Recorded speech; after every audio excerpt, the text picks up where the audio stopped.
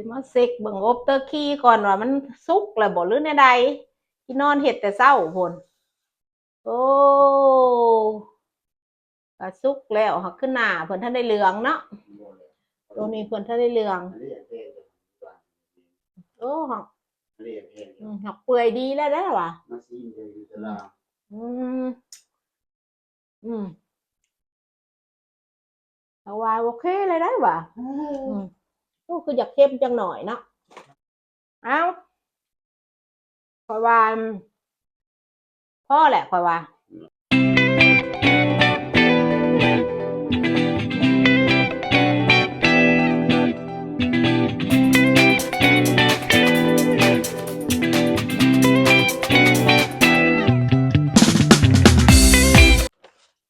ตัดไก่ก่อนพี่น้องเอ้ยสิเอาไก่ลงไปโอ้ยพักก็ยังบ่ได้ให้เพิ่นจะลงตารางไปให้เพิ่นกินอยู่ตารางพุ่นล่ะนะมันแต่ละปีข่อยเคยเฮ็ดข่อยอยู่ดีไม่แห้งพ่ออันให้กินเตอร์กี้น้ำข่อยข่อยสิเอาลงไปตารางมานี่อักเมข่อยก็ให้หมดอักเดือนข่อยก็ให้ยันว่าหิวหอดได้พักก็ดีไปลูกลงตารางเฮาลงตารางมานี่ลงไปตาราง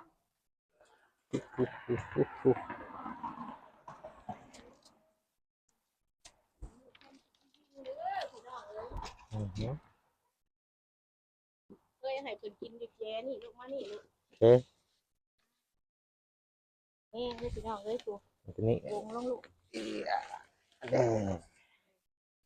เหมือนวันเตอร์กี้เด้อพี่น้องวันกิน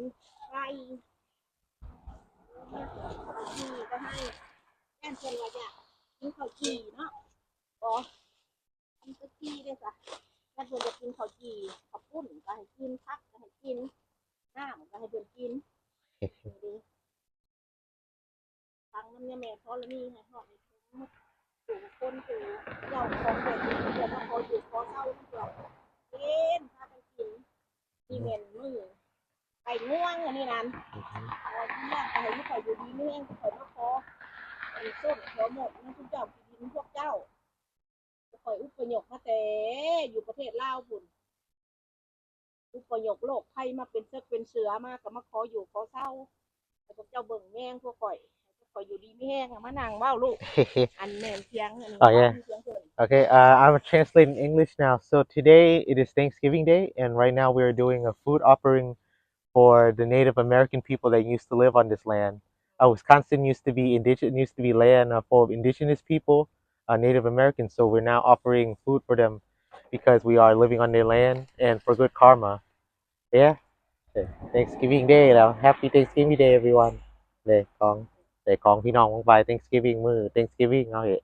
ให้เล็ดให้เพิ่นกินลูกบาดนี้โอเคเฮาใส่เพิ่นกิน We're gonna let them eat now แล้วให้พวกข่อยอยู่ดีไม่แห้งพอได้เฮ็ดกัน